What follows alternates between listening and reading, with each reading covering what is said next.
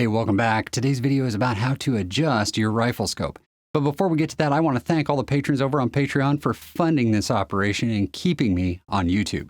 Thank you so much for your generosity. If you want to support the channel, you can go over to Patreon and help me out, or I have turned on the super thanks if you are so inclined. Your support is much appreciated. Let's talk about rifle scopes. I have this scope out here because I happen to have it off the rifle. This is one of my F-class rifle scopes. This is a Nightforce. This is a really good scope. I've used them for years. Obviously, they don't have any real problems, otherwise I wouldn't use them. I'm not wed to anyone. I just use what works for me. What are we going to talk about scopes? Well, there's a couple of things to talk about. The first is that this is a mechanical device, and it doesn't matter who makes a scope. It could be a Leupold, a Nightforce, a Vortex, a March, you name it, Smith & Bender. They're all mechanical device, and they all work approximately the same inside. So there's three major things to this scope that you need to be concerned with when shooting F-class especially. Now, it also applies to PRS or any other time you're going to make a small adjustment. Get any of these wrong, and your group is going to get bigger. So let's start with the three controls that can mess you up.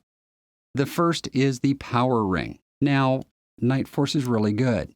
I mean, this has a good tight fit, but it has to be a serviceable fit. That means there has to be enough clearance in it for the power system to move. And because the reticle's back here, when I move the power system, I'm moving that reticle around.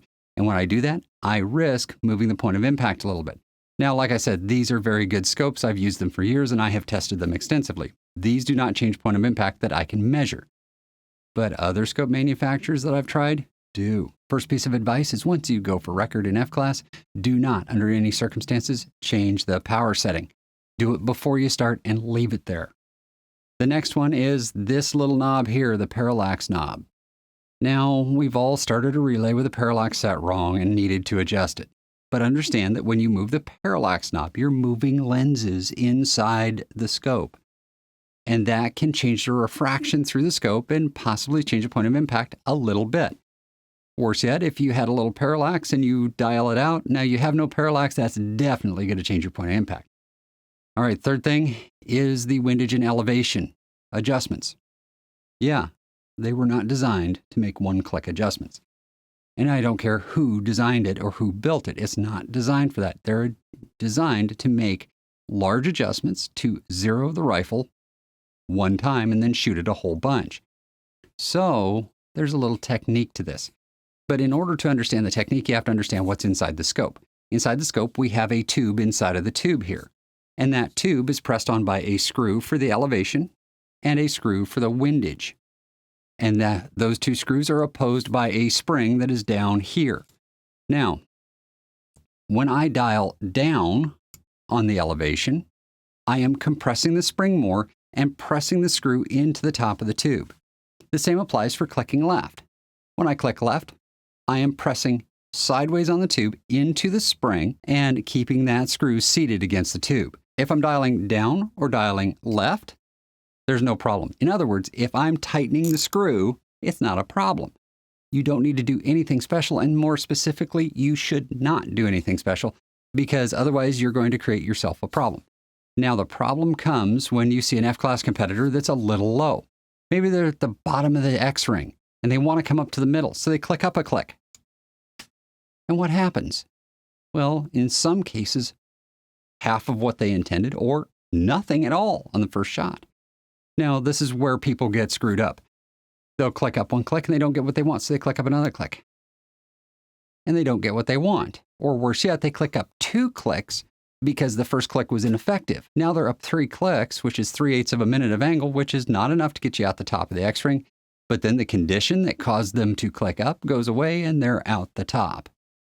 Almost instantly. Sometimes I've seen people go as much as 5 or 6 clicks before they get thrown out the top by conditions. So you have to be careful about clicking up. Now, the other thing that you have to consider is even in a no condition situation, when you click up, you're asking one thing of this scope that is really difficult. Because the tube is bearing against the other screw here, we are asking that spring to slide the tube against that screw upward to match this screw and get it absolutely precise in its positioning. Now, 1/8 of a minute is not a lot of motion of the screw. So what happens is you move this screw and that spring can't necessarily initiate the motion of the tube inside the scope. It's not a sticky scope. It's not a problematic scope. It's just something that happens with scopes. So to prevent this from being a problem for you, here's how you adjust a scope properly. I've seen people tap on scopes after they adjust them. That kind of works, but you're still asking that tapping to break the friction. But they tap here, which doesn't make any sense because that's not where the friction is. The friction's over here. Well, slam on your scope if you want. Take a hammer to it if you want. I'm sure the warranty's good. So instead of beating on your scope with a hammer, let's do it an intelligent way. Let's say we want to go up one click. So instead of going up one click, we go up 4. Now we've gone 4 clicks, and that tube for sure has moved because we've eliminated all the interference of this screw with the tube, and we've asked it to move a lot. So that tube's going to move. That spring's really strong. It's going to move. Now we go back down 3 clicks. And we're at 1 click up from where we were, and we get a very precise adjustment because we have taken all of the backlash out of the system. You have to remember there's still lash in this screw, even though it's a pretty tight little screw. You have to be able to turn it with your hand. And in order to do that, it has to have a little bit of lash in it. To go up 1 click, we go up 4 and down 3. And we're there. So when we're going to go right, we're going to do the same thing. We're going to go out to the right 4 clicks and then back 3. And we're done. We got 1 click adjustment. Now, if you're making 1 click adjustments on your windage, you're far better than I am at setting your windage. Personally, the only time I do that is when I'm getting that no wind 0. Otherwise, I just grip it and rip it because ultimately, if you're having to make a windage adjustment, you're probably dialing a few rings worth of windage. And that's where this becomes another skill set. Let's say we're going to put 3 minutes of wind on the rifle. Well, if I dial out to 3 and just stop, I've still asked that spring to precisely position the tube against the end of the screw. Did it? For the first shot, is it completely there? I don't know. So I'm going to go to 4 and then back to 3.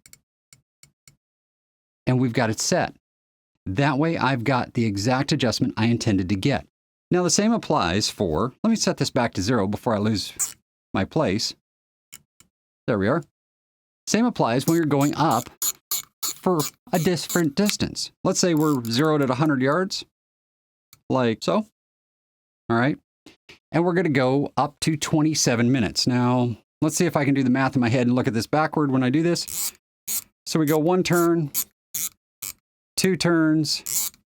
There's 5, 6, 7 minutes, right? 27 minutes.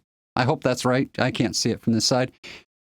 Now, I'm not just going to stop here and fire the first shot. That wouldn't be smart. I'm going to go an additional minute and then come back down to it. And that way I have a very precise positioning of the tube inside the scope before I fire that first shot, which means that your first sighter is more likely to be a precise adjustment in elevation, which means that you're going to get better at those first sighter shots for elevation, which means you're not going to be challenged so much on a 2-sighter relay.